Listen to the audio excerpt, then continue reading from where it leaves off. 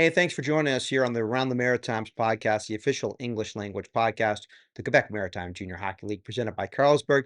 This week, Jeremy Boucher from the Wildcats joins us, as well from Moncton. Taylor MacDougall, the general manager of the Wildcats. They've won a dozen straight, only lost one in 2026, and looking to defend the title.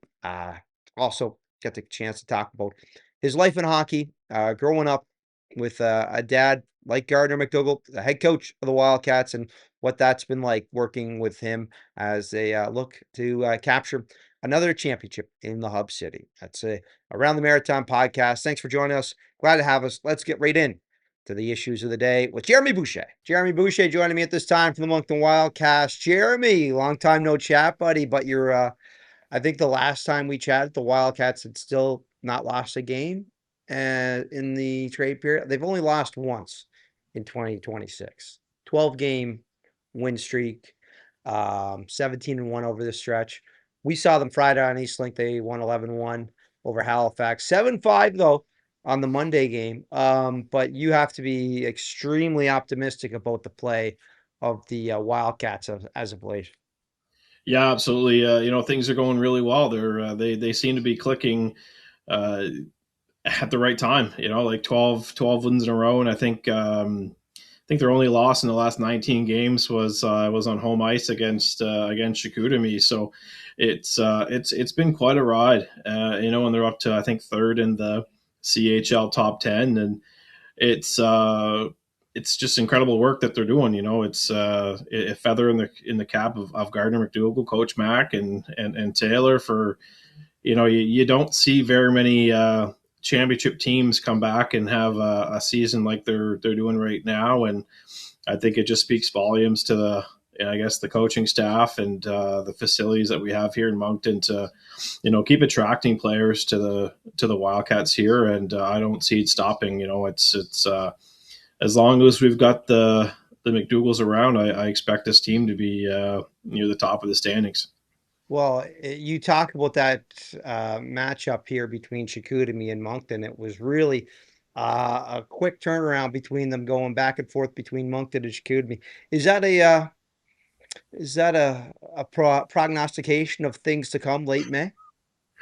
Hey, look, I'm not one to make predictions unless it's so you need 10 more and Cam Squires back in the queue, and we all know who that how that ended up, right? And so it's all indications is that would be quite the championship series for the Gilles-Courteau Trophy. But it's there's other teams that are making a push here, and you can't count out Blainville, that's for sure. And there's other teams too that made some deals at the deadline to make a run at it this year, like Newfoundland going out to get Deneau in nets, and it's anything can happen come playoff time. The cliche in sports is once the regular season starts, the playoff is a different ball game, and that's we could see that. I don't think anybody expected the Mooseheads to upset Drummondville last year, and look what happened, right? So.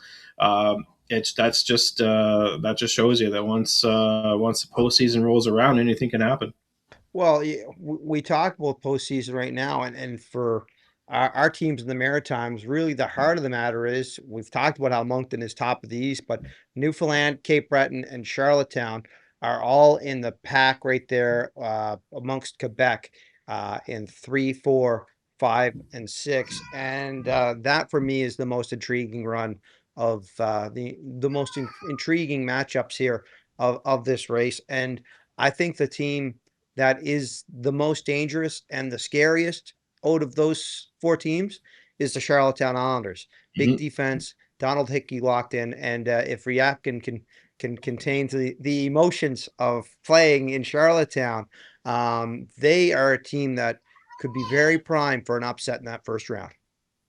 Yeah, absolutely. And they're ready. I mean, Charlottetown, they want to get out of the first round. I mean, look, I think it's been how many years since they won a series, and I think this is the year for them to do it. At this point, I think they're probably lining themselves up for a first round matchup against the Cape Breton Eagles, and that would be something else. Like that would be.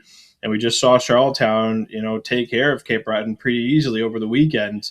But I think that series will come down to who's got home ice. But yeah, Rapkin's been quite the addition to the Islanders, and that was a name that was getting tossed around, ever since probably the beginning of December as a possible ad, and a free ad too. So good on Jim Holton for getting him in the lineup and getting him to Charlottetown, because he's just one of those dynamic players that he's a game changer, right? He can turn a game around in an instant, and we've seen it on a few occasions already. Well, you talk about Ryabkin being a goal scorer. Nathan Leak Mm. has had an absolutely tremendous season with the Charlottetown Islanders. Again, I believe leading the league in hat tricks.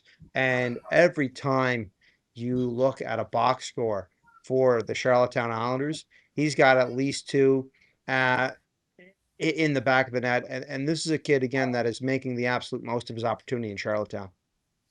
Yeah, and look, I don't think anybody knew who Nathan Leake was a couple of years ago, but look where he is now. Like what an addition to the Islanders lineup, and it just again speaks volumes to the connections that Jim Halton has in Ontario. He's been known for bringing in these guys from Ontario to Charlottetown, and they've been turning their game around, and Nathan Leake is no difference. And it should be no surprise. I mean, he's surrounding himself with good line mates and good players, and it's they're all contributing right now, and it's all signs point that Charlottetown's going to end this this playoff misfortune they've had recently, and it's I think it's you see a team like the Capitals in Summerside, the success that they have on the island, and the Islanders, they want to be at that same level as the Summerside Caps, and I think they're doing everything they can to make it into April, and maybe even into May of this year. The one thing I could say on this, though, and again, we're talking about the Islanders being dangerous, is that Cape Breton team is also a very sneakily good team, because there is with Cape Breton, there's a lot of losses from the shootout, and I don't know what the record is for shootout losses in a season, but Cape Breton might be getting very close to that. Playoffs, there are no shootouts, and this is a team that knows how to get themselves into a spot where they're playing that extra hockey. And yeah, they may be surrendering a lot of points in the skills competition, but when there's no skills competition and it's 5-on-5, Cape Breton could be they're not going to be a pushover. No, absolutely not. I mean, they've got guys there that can make a difference. Continuous OT. I mean, Lord help us if they play another 5 OT game. I think Pat McNeil would start getting addicted to coffee if that was the case. But look, they're obviously a team that they have game breakers as well, right? They've got Reese Peich. They went and got Rob Bollard for that reason, right? They made moves, surprising moves. Let's put it that way. They made some interesting moves that not a lot of people thought. When you go out and trade, some U17 and U18 prospects, you kind of wonder what the direction that the team is taking, and I think they're looking to maybe make some noise this year, but I think next season's where they really want to and they'll get into it, right? So I wouldn't count out the Eagles at all. Like they're getting some stellar goaltending from Connor Toll, who's again been an unreal free addition to the Eagles, and Felix Hamel. I mean, that's a pretty solid duo, and that's so again, if it's Cape Breton and Charlottetown, that series could go either way. But I think that could be a long series too. Mm. With Halifax in as well, St. John, our teams wrapping up the Maritime division. Halifax, it's two tough losses to Moncton, but we're seeing promise from the young core. And you were happy to see St. John stick with the fan made jerseys, and they've won back to back. They've won 2 games in a row. Yeah, like those are fire jerseys. I mean, I gotta hand it. I'm not sure who it was that came up with that design, but the Superstore jerseys in St. John are unreal. And they I think they were supposed to wear them for a game on against Newfoundland, and they won that game in OT, and that was the Jabez Seymour hat trick when he scored all 3 goals for St. John to win that game. And then they might have came around and turned around and wore them the next game too against Victoriaville, and picked up another 2 points. So I'm not sure if these jerseys are good luck for the Sea Dogs, but to see them win 2 in a row at this point in the season is they're 6 points up on that last playoff spot right now in the Eastern Conference over Rimouski. So those 2 wins back to back could end up being what gets them into the postseason. And I mean, if it ended right now, it's a Moncton St. John first round matchup, and that could be interesting. The Highway 1 rivalry is something we haven't seen since the 2010 final, Moncton against St. John, and it's I think it's something that a lot of people have been waiting for those two teams to kind of be on the same trajectory and meet in the postseason, and it very well could end up that way. Well, I think the Rimouski Oceanic are again the rebuild in the cycles of junior hockey. In their last 20, 1 win, 2 wins in overtime, 17 losses, and I believe the goals for of the last 20, 52 for, 109 against. So I think the St. John Sea Dogs may have themselves a spot in that 8th seed in the Eastern Conference. Yeah, if that's the case, good on them. They've grinded it out all season, and if it just so happens that if Chicoutimi ends up tracking down Moncton and taking that first overall, I mean, it's Moncton against Halifax, right? Like, what more can you ask for, right? Like, I don't think if you're a Moncton fan, you're like, okay, well, the St. John rivalry would be great, but I mean, let's just take it back to these 2 games that Moncton faced against Halifax. I mean, obviously Friday night was tough, in Halifax, 11-1, but they you expected Halifax to be a different team on Monday, and they were. They were in Moncton's face. They were. I would go as far as saying they were egging Moncton on to play undisciplined hockey, and it actually ended out Moncton took some undisciplined penalties. So Halifax really turned it on for that game on Monday afternoon. And look, whether it's Moncton against St. John or Moncton against Halifax, those are series you want. You want rivalry series in the first round, and those would be as I'm not I'm as much as I would be supporting Moncton in that series. I'm a hockey fan. I'm a hockey fan first before anything, and to get a Moncton against St. John series or a Moncton against Halifax series would be amazing. Yeah, and again, that Friday game we did it was 11-1 from the Moncton Wildcats, and a lot of long faces around the Moosehead locker room to see them bounce back and see them really try to have a fight on Monday and really try to push the Wildcats. A 7-5 loss for Halifax, but a much better showing, and it's something that this young core needs to go through their adversity. They need to have those learning experiences, and they need to find their fight. Sean Carrier, he was bringing the fight to Moncton on Friday night. Sean Carrier brings the fight to everyone, I should Mm-hmm. say.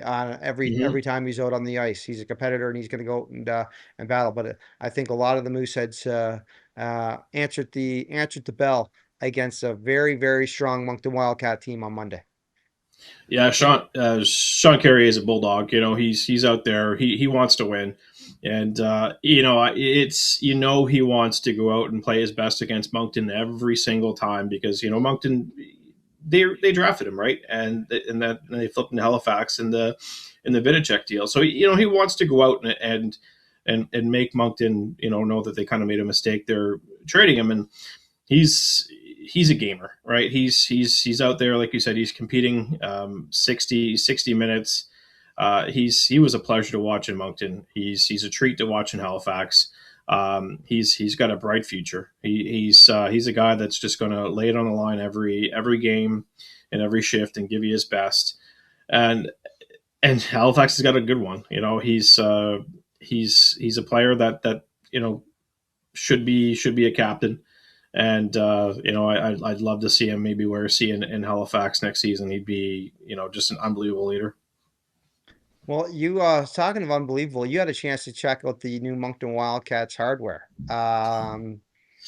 Post game, had a chance to see that ring. What was that like for you, my friend? Well, look, I don't. I wear a wedding ring that doesn't weigh that much, and so I was expecting kind of the same when I got to feel this ring, and let's just say I almost dropped it because I wasn't wasn't expecting the weight to that thing. Mr. Irving really,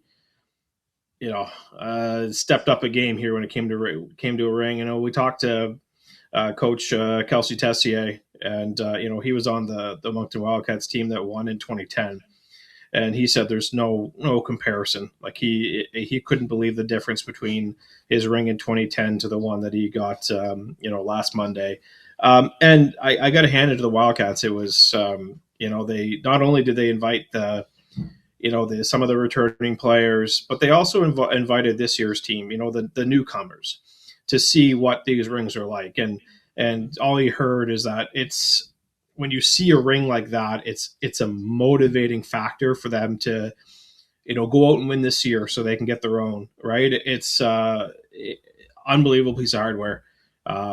It's one of those things where you see Super Bowl rings and you hear about all the diamonds, and this was I've never seen a Super Bowl ring, but to me this looked like a Super Bowl ring to me. It was unbelievable. Um, I had oddly enough, I had a dream that Taylor MacDougall ordered two extra and decided to give one to me, and but that dream didn't come true, and don't think it will come true. But it's I would love for them to make some replicas and sell them to the fans because they're wow, what a memory to be able to get a piece of. Well, we got Taylor MacDougall coming up on the podcast, so I'm going to make sure that we put in the order for. What's your size ring? You know now with a wedding ring, what size you got? All these, if you see the size of these rings, I don't think anybody's finger would fit around these rings. These are not meant to be worn. Like these are massive rings. They are not meant to be worn for obvious reasons. You don't want to damage them. These are something that you keep in a case or hang up on your wall, and don't touch them for your lifetime. Break it out. You break it out on special occasions, and you make sure that they can see it from 10 tables away. Oh, Jeremy, it's got some shine to it. Let's put it that way. thanks for taking the time, buddy, as always. And let's see if we can get you one of those rings. Yeah, look, I might have to remortgage my house for that to happen, but we'll talk to the wife and see if we can make that happen. Hey, chance to talk about Eastlink here, and we have affordable plan, the most affordable family plan for mobile, starting at plans at $30 a month, and that way you're sharing the data. You don't have to worry about running out. We have unlimited data. We also have rollover data. Personally, on the rollover data, never in a jam with the 5 lines that we have on our family plan. Again, I've talked about how I use about 80 to 90% of that data, but it's okay. I don't have to worry about it because Eastlink got me covered with all the data I need on the most affordable family plan in Atlantic Canada. So to find out more, call 1-888-345-1111, visit eastlink.ca, or head into the stores to talk to one of our friendly representatives. Don't forget Eastlink, a proudly Atlantic Canadian company. Taylor MacDougall joining me this time on the Round the Maritime podcast. And Taylor, it's wild times in Wildcat land. You've snapped off a dozen straight. You've only lost once since the turn of the calendar. What can you say about the play of your team right now? No, like we've been fortunate. It's been a fun group to work with, and they've been finding different ways to have success, but at the same time, really embracing that, trying to get a little bit better every day, which we still obviously need to continue to do. We've had a decent run here. We've got a big weekend coming, so need to keep finding ways to get better. It's yeah, getting better. It's you JGS just getting started according to your head coach and your dad.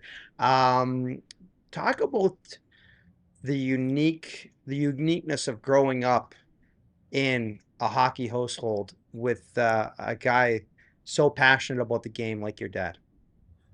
Yeah, I, and it was awesome to to be honest. Like I was fortunate to have a really good balance at home where my mom and her side of the family was certainly had a keen interest in hockey, but also had an interest in other things and the outdoors and things like that, and so got to grow up with a little bit of that influence, but then obviously had the common bond with my dad from a really young age, where he was extremely passionate about the sport, and I kind of learned to be and probably was a little bit naturally and took to it, and it's been a really cool bond that we've been able to share, where obviously we were talking hockey a lot prior to coming here a couple of years ago now, but having the opportunity to get to talk hockey and for it to be, I guess, technically work for each of us is just a real privilege.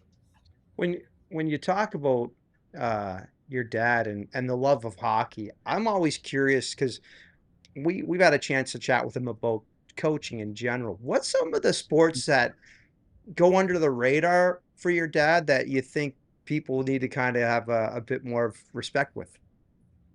Um, it's a good question. Like he's very, he does have a keen interest in other sports. Like he played soccer growing up, but was probably more talented soccer player, soccer goalkeeper than hockey player, and has a keen interest in other coaching, other coaches in other sports, and particularly coaches who have had success and kind of ways that they've gone about that. But then I would also say that, it's his burning interest definitely is hockey, and everything relates back to that forum where he doesn't switch it off. It's genuine. Where even if he's watching football on a Sunday or something, he's looking for things that may translate over into what we're doing on Monday, or kind of what he's scheming up in his head. So he doesn't. That part's legit. He doesn't switch her off. He's pretty. So he's obsessed with finding ways to get better, and is genuinely that passionate about the sport. For yourself, growing up, how much was being a multi-sport athlete kind of in your path? Yeah, I thought my parents did an awesome job with that, where it was, put you in everything and kind of see what sticks. Obviously, hockey was the most organic and what ended up sticking long term. But we tried everything, and my mom comes from a phys ed background in education, as does GMAX. So now I got the chance to experience everything, and it's something that I think is key to any childhood development, but in particular now when you see how passionate Canadians or whoever it may be are for minor hockey, and that's fantastic. But I do feel really strongly we can't lose sight of like they're kids. You gotta let them play and try everything, both athletically and artistically and intellectually and things like that. Like try and make sure that childhood is as balanced as it can be. And I look at some of our players on the team this year, and it's been really interesting to talk to them in terms of how long they held off the specialization aspect of their athletic development. And I think that's incredibly beneficial to young athletes and young hockey players. Oh, if the players on either your roster or players that you've represented, what's been some of the more unique hidden talents that you have come to discover on some of the kids? Well, it's funny. This year we had the opportunity, obviously, to have a little bit more of an eclectic training camp in terms of backgrounds and things like that. And a lot of the players that came to us this year are coming from a prep school atmosphere where they have to play multiple sports. You have to, you have your fall sport and your spring sport. And we had some pretty athletic kids come in this year. And I would say that our low organized games, our team softball games, and our touch football games definitely took an uptick in athletic ability. You're watching Teddy Mutrin hit a baseball 300 yards to opposite field. That's not something we were used to seeing in our softball games in training camp. But it's been, again, I think it opens your eyes to the athletic journey of these kids. And even when they're with us, they're still kids. Like they're still so young that a lot of our players, and it's kind of refreshing to see, are just beginning kind of their specialization journey in terms of, hey, they're just hockey players now, like in terms of sports, and hopefully they do continue to play the other ones when they go home. But I think there's real benefits to it, and I think we lose sight of it a little bit, kind of in, I guess, in Canada or in Atlantic Canada, or kind of whatever you're narrowing it down to. Well, to go back to the start of your journey again, and I'd like to talk about when you found out you were moving back to the Maritimes. What was the emotion like for you, and what was it like uprooting and coming back home?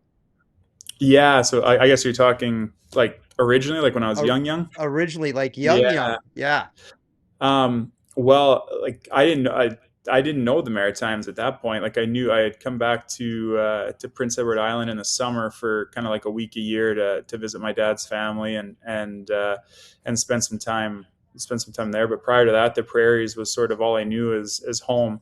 We spent the first 12 years of my life out there, kind of bouncing around in different coaching opportunities for GMAC. So it was a bit of it was an unknown to me, coming out here, but no, it's obviously become home, and it's an area of the world that I couldn't picture not being home. You know, it's been awesome, and it's been a real privilege. We're extremely proud to be New Brunswickers and Atlantic Canadians. We take that, like, so we're just proud. We love that this is home for us.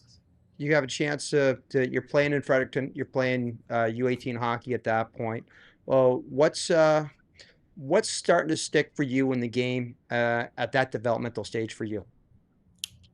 Um, I think like my parents did a really good job that it was like of I always wanted to do it. Like I was always really passionate about it. Like they provided all the opportunity and all the resources and everything like that. But I was never, I think I was probably like 15 or something, 14 or 15 when spring hockey kind of really became like a thing full time, like outside of like a couple weekends. Like they always did do the play multiple sports with it, and if you chase it, if you want to do it, then we'll give you the resources to do it or help provide that. And so you hit U18, and it was a different time. It wasn't like you could hop on Twitter or X or whatever and go through all these different rankings and things like that are available now to whatever age you want to get into. So I think I was a little bit naive in the process, but that was also awesome. Like I remember going through my U18 year, and it was going well. We were having team success, so I was having a bit of individual success, and then ironically, that was the year that the Wildcats were hosting Memorial Cup, and GMAC was like, "Why don't we come down and watch a bit of this tournament?" Which was totally normal to go watch a hockey event with him. And I remember talking to like a major junior representative at that tournament, and they're like, "Oh yeah, you could be playing against these guys next year." And that was like the first moment that had ever even dawned on me, like that was that soon, or that was creeping up. And that is what played out. I wound up playing against some of those players the next season, but legitimately until that moment, I hadn't really, that thought had never crossed my mind. And I do think that was the little bit of naiveness was like a real benefit to the process then. And, you got to work hard to have that benefit now with all the information that's out there available to the kids. But I try and encourage it, like just be a kid, focus on Friday and Saturday, and worry about next year. So that's probably one part of the process that stood out for me a little bit. But obviously, I was really fortunate to have that opportunity. So the light bulb went off at the Memorial Cup, and what, a couple weeks later, you're getting your name called by the St. John Fog Devils? Yeah, I guess it really was that quick. It doesn't like you're doing interviews and things, and like there was the showcase tournaments a little bit, like it was like there was the Monctonian, and then there was the Christmas tournament that's in Chateauguay now. It was in Gatineau at the time. So there's these events where you're like seeing QMJHL teams around, and at that point you kind of had to do the QMJHL versus NCAA thing, and I had done phone interviews, but they hadn't really ramped up yet. For at least in my memory, they hadn't until Memorial Cup, and then all of a sudden you get on the other side of it, and it's like, yeah, okay. I started watching the tournament a little bit differently after I had that conversation, because a bit of a light bulb probably did go off. When was the NCAA on your radar back in those days, or was it still just a Friday, Saturday thing? No, like I was aware of it a little bit, I guess, Mm. probably from our time out west, like your Nodaks and your kind of your Minnesotas and things are you're that much closer to it in Mhm. Manitoba. So I was aware of those programs. Had some family go through some those programs, and we had a good family friend who had ties to the University of Maine when we moved here, Alfie Michaud, who's actually their assistant coach there now. So I was like, I'd gone to Orono and watched games, and I'd seen the environment and was curious about it, but um, admittedly also probably came from like kind of like a pro CHL model family a little bit. So certainly the dream was always to play major junior, but at the time, yeah, we were like looking at prep schools and doing that sort of thing. So got to get educated on that side of it. But the dream was always probably to stay close to home and try and play that major junior hockey that you were so accustomed to. Uh, Being around university athletics for a bit, I noticed that there's sometimes kids of coaches or kids of players that happen to help to be raised by an entire team. When you look back at the time of the guys around UMB, who were some of the influences on you outside of your family that have helped you in your hockey career and helped you in your path in life? Yeah, that's a great question. Like it is such a you to me like it's such a fortunate thing to get to spend time around kind of team atmospheres and I don't know, kind of be the water boy or whatever it is. But even to get to go out and take a morning skate with them, I'm sure that I'm in my mind I'm thinking it's going well. Like looking back now, I'm probably messing up every drill, and they have to slow down every time the coach's kid goes and stuff like that. But at the time, it was such a thrill, and like Rob Henniger was a guy who was a really key player for the program when he came through. He's one of the best players to ever come through UMB, and obviously now he's the head coach there. He was a role model at the time. He's become one of my best friends now, and we get to he's he was a really good player. Treated me great as a kid, but he's an unbelievable hockey mind, and so we get to bounce things off each other on almost a daily basis now. So Henny would be a guy that was really kind of a bit of a role model and has turned into a really good friend. Daryl Boyce would be similar. Spent some time in this organization and things, but like just overall, just how great kind of all the guys were. Quite honestly, that came through and how great they were to me. I was just really fortunate. Like it's nothing but really fond memories when I think back of kind of growing up around that program and getting to spend time in it. And somehow, some way, the UNB Varsity Reds finished first in the AUS in the regular season again on the last day of the regular season. Exactly, and now we're just purely fans and proud alumni of the program. Now I can kind of smile for Henny a little bit because I just know how hard he works and what a great hockey mind he is and how fortunate that program is to have him and how great of a job the core players have done there this year. Where you don't come to UMB with the goal of winning regular season championships, but anytime you get to do it, you can't take it for granted either. Like that run that they're on is truly impressive, and it's a testament to that group this year. It's as much adversity as probably they've been through in the last decade, and to come out the other side of it with success. Hopefully that helps them build some momentum into the playoffs here. And so we go back to you now. You're talking about building momentum. You get picked by the St. John's Fog Devils, and you head to camp, and now you begin your junior career. What was kind of the wake up call, and what was it like your rookie season playing in St. John's? And I believe that was the inaugural year for the Fog Devils, correct? +1. So it was their Okay. second year, was coming in after their inaugural season. And it was like, again, just so fortunate. It was such a cool place in the world to live, period. But then to get to experience junior hockey. They're so hospitable. It's such a great fan base. There's so many great hockey people over there.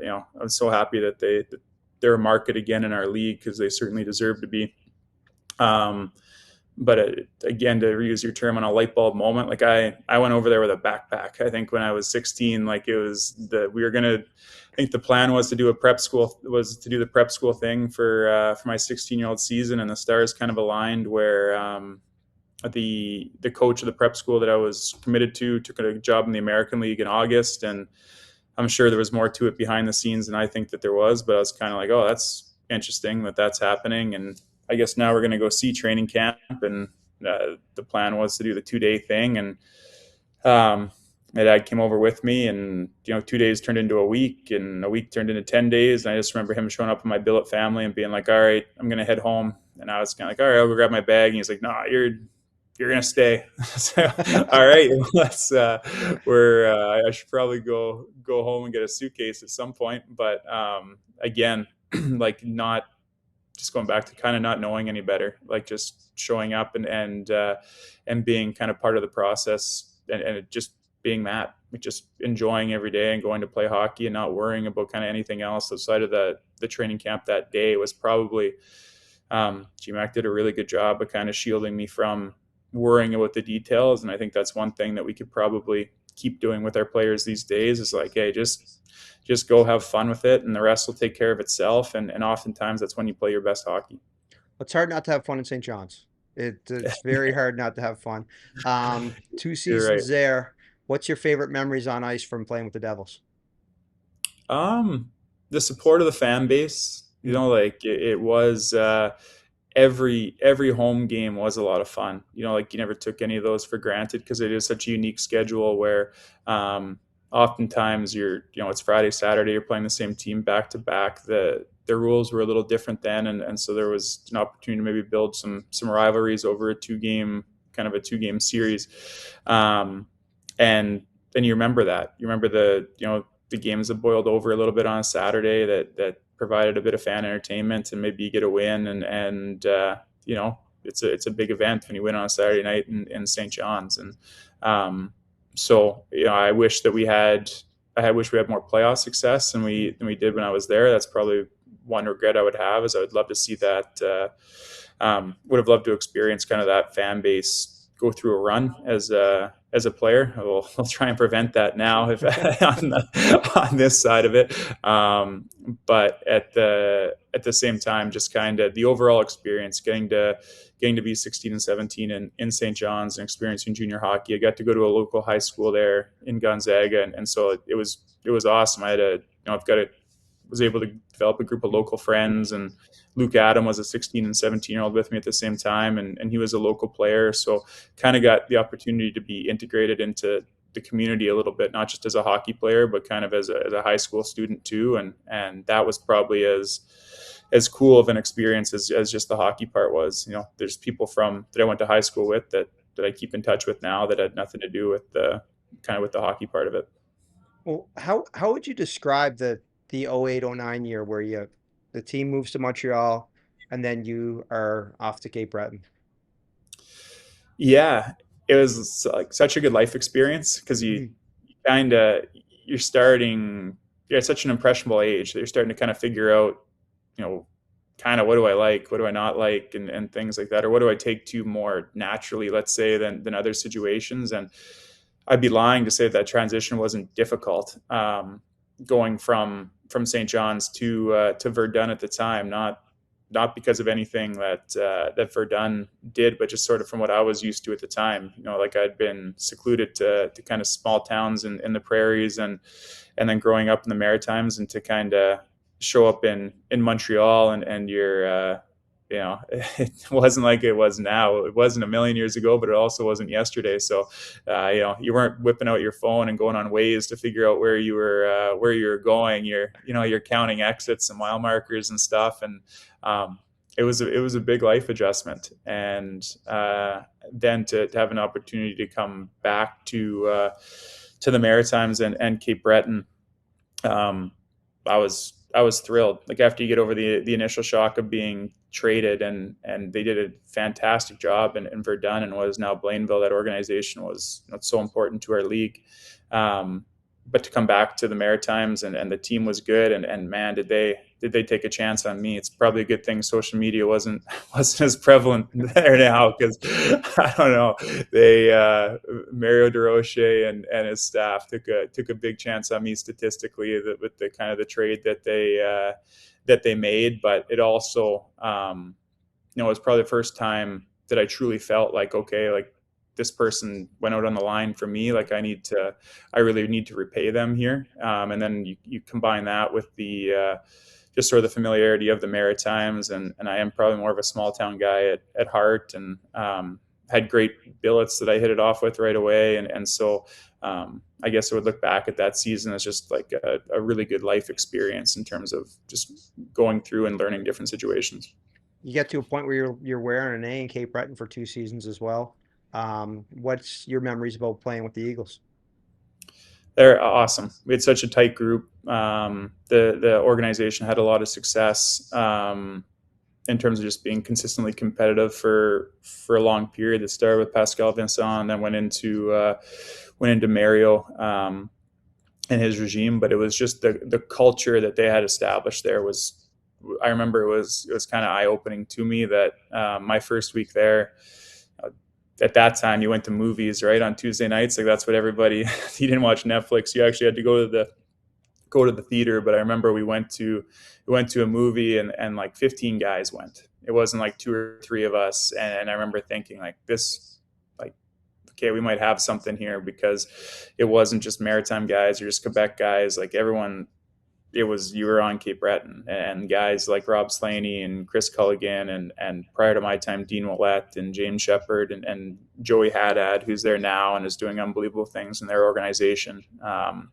They were just such good guys, and they established that culture. And Nick had the opportunity to play with Nick McNeil, and then do it again at UMB and be roommates and stuff. So it was a really tight group, and a group that really embraced the organization and sort of its identity, and was really proud of that. You go back to even the original ownership in Greg Lynch, and everyone was aware of that, and what kind of man he was. And it was just a really good experience for me to look at that culture and try and continue it, I guess.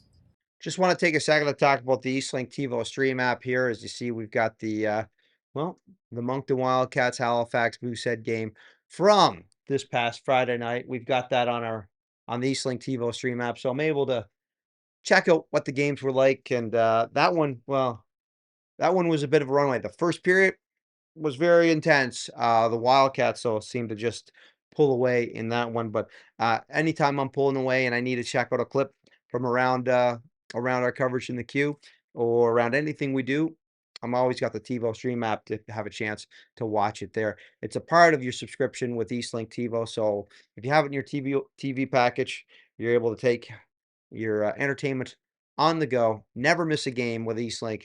To find out more, call 1-888-345-1111. Visit eastlink.ca or talk to the friendly folks in store. Once again, Eastlink, a proudly Atlantic Canadian company. It's 2 seasons there, and then the Q seasons come to an end, and it's an opportunity to move home. What was the process like for you to go back to UMB? Yeah, it was a mixed one. Like obviously really excited, but at the same time, my everyone's always like kind of pumped for your overage season, and you kind of have these. You're always thinking best case scenario when you go into your overage season, and then I had a lot of really good experiences, but I had never dealt with injuries in my career before, and I think I only played 20 games or something like that in my OA season, and ended up having to shut it down for a shoulder surgery. So that was. Again, you're kind of dealing with that for the first time. And so when that surgery happened, it became very apparent, like, all right, you should start looking at universities here, and then as opposed to the pro route. And going through that was obviously unique with GMAC at UMB, and having that dynamic, but then also being so proud of the organization, having an opportunity to be so familiar with it. And then at that time, I had a bunch of buddies on the team, like a lot of guys that I had played with or had come in contact with were at UMB. And I remember talking to a couple of them when I was going through kind of the process of, I don't want to say like decision, but just sort of like weighing it out and making sure that this is the best thing for everybody. And they were like just giving it to me. Well, like, oh, what do you mean? Like 6 months ago, this is a great idea for me to come here. Like, what are you doing saying that that you need to think about this now? And it was never a question on whether I wanted to go to UMB again. It was just making sure that I wasn't gonna upset the apple cart that was rolling pretty good at that time. And the biggest thing for me on a personal level was I just wanted that opportunity to try and win my last game of the season. Like I had a was fortunate in Cape Breton to go on a couple decent runs or have really competitive teams, but I never got to play in a final. And I just, winning was always so important to me as a player, and I never really had that opportunity. And that was going to be the priority for me where I went to university. I wanted an opportunity to try and win my last game of the season and experience winning a championship, and felt like UMB was the best place to do that. And the fact I got to go home and be around family, and my wife, now girlfriend at the time, was moving back to the city, and it was just kind of after the hockey part, everything aligned really well. Well, and that's UMB is a team much like your Wildcats. The target is on your back every night. Every team is going to give you their best game no matter what. How did that, I guess, prepare yourselves, GMAC, and this organization for the run you're having now over the last season and a half, looking for this to go back to back?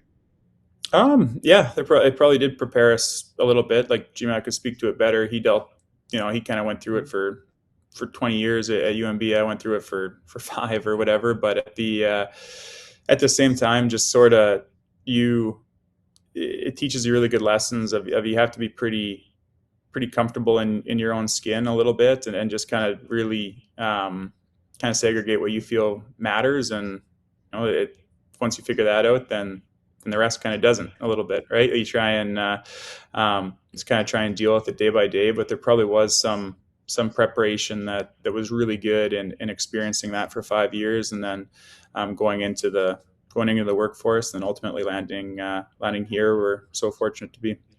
Well, in the workforce, you had 7 years as a player agent. What was it that drew you over into that side of the game, and what are some of the lessons you take away from that? Yeah, and it was when you kind of look back at it now, like doing the law school thing and then transitioning pretty quickly into the player agent, it probably appears like it was a lot more calculated than it actually was. Like I realized pretty quickly at UMB that I should start looking at other avenues to stay in the game. It probably wasn't going to be as a player. So the law degree just seemed like a good idea to kind of pursue academically. I had some interest in your kind of call it traditional law and private practice and things, but it was always kind of how do I stay in the game? And there's so many people that want to be in hockey that are great people. So you have to kind of try and differentiate yourself a little bit. And a law degree seemed like a good way to try and do that. And I was in a good spot where I was in private practice doing some criminal defense, and my old agent Alain Waugh approached me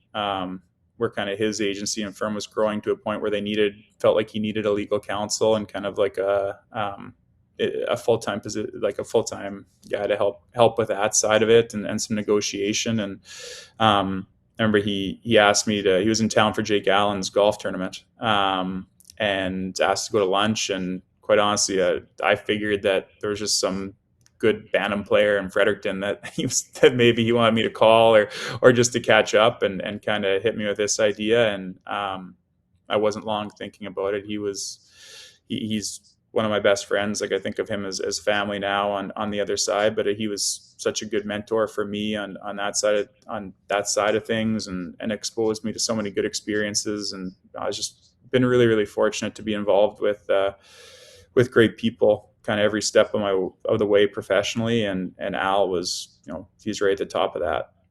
So you go from one side of the bargaining table to the other now as a general manager.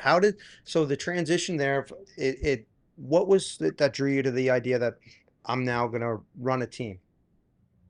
Yeah, a variety of things. Probably if you just kind of remove the unique element that we have with GMAC and I, like the biggest thing was you just really enjoy like the competitiveness of it. And as much as I really enjoy the agent side of it, there's nothing quite like the roller coaster of winning and losing and chasing that sort of that euphoric feeling of a win or a championship. And So I missed that. I missed walking into a dressing room and like truly being a part of a team as collaborative as the other side of it was, and how it was great. But when you had this opportunity, and then obviously you weigh in the family piece, which was truly the biggest piece of the decision. But I would say just from the hockey side, just working as a team and chasing that competitive feeling every day. You walk into the Wildcats, of course, GMAC, your dad's the head coach.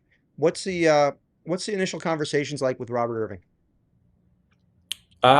They were really enjoyable, and that was a like probably like the critical piece is like he I know Mr. Irving a little bit, obviously, from just growing up in New Brunswick and everything that he and his family do for our province. But in terms of getting to know him on a professional level, I was light on experience with that. But then sitting down with him and just seeing how incredibly passionate he was, and kind of just how high his standards are, for himself, for everything that he's involved in, was really contagious and really inspiring. And just sort of the more I spoke with him and the more familiar I became with kind of the organization and the goals and the mindset and everything, just the more excited I was. And we're really fortunate to I'm fortunate I get to talk to him every day. Like the fact that he again, the standards are exciting and they're demanding, but the fact you look at what he's accomplished in his life personally and professionally, and the fact he spent a couple minutes on the phone with him every day is a pretty cool opportunity. Taylor, you got the team got their rings this week. It's on to the next season. But I want to ask, was there a point last season where it clicks and you're like, this ring is a possibility, a real Yeah, possibility?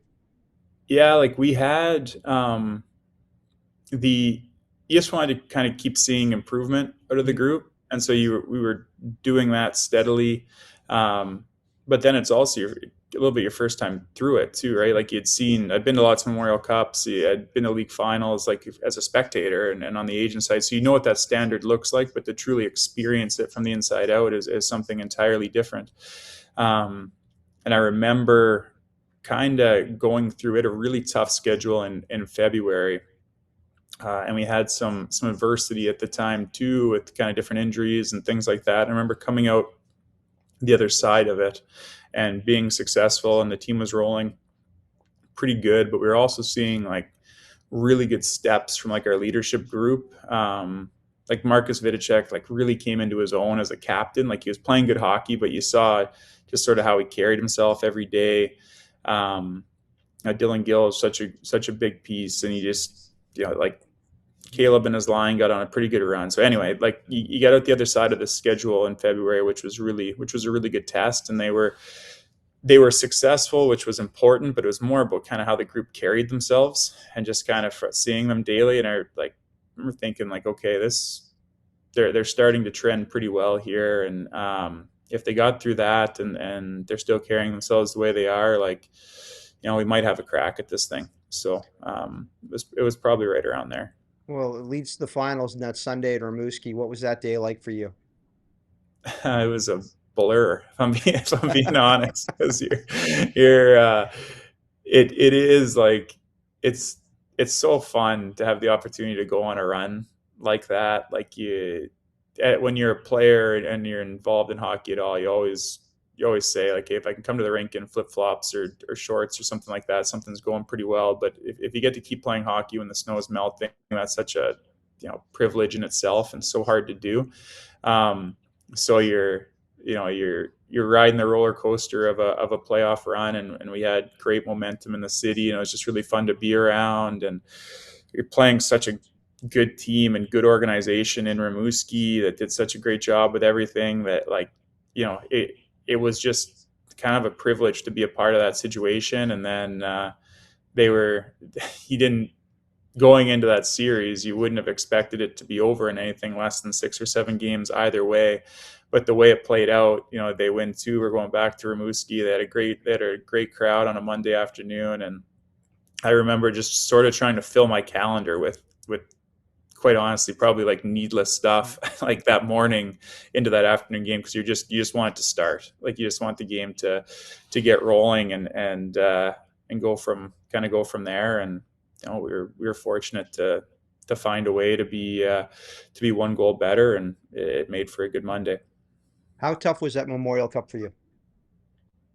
Yeah, it was tough personally, obviously, but at the same time, like it's such a privilege to be there as a team. You try not to lose sight of that, and you're just so kind of happy for the organization and Mr. Irving to experience that's sort of what you try and take away from that experience.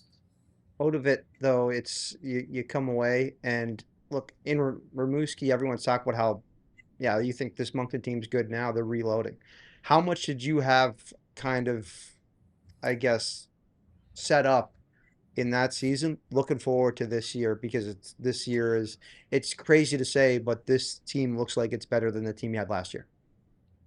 Yeah, we'll see. We got to keep getting better this Yeah. year. We got a lot of work to do this year before we worry about that. But if you're wearing you're wearing two different hats at the time. Where what's going on that day is paramount. You want to make Hmm. sure the group has the best chance to be successful that day. But then also you have to manage the coming year, and then plus we had the changes that went on last year that made for so many variables. So yeah, we had some stuff in the drawer that was ready to go kind of when we got on the other side of it. But then also it's funny, like we had stuff lined up that didn't work out, that felt really disappointing at the time, but ultimately led to some players that are having a ton of success for us this year. So things have a way of working out. Well, Tommy Blyle, as we started, has been announced as the prospect of the week. It's his fourth time as prospect of the week, third time in the last six. What, like, again, just one of the many acquisitions. What can you say about the American influence on the league this year and the play of some of these guys?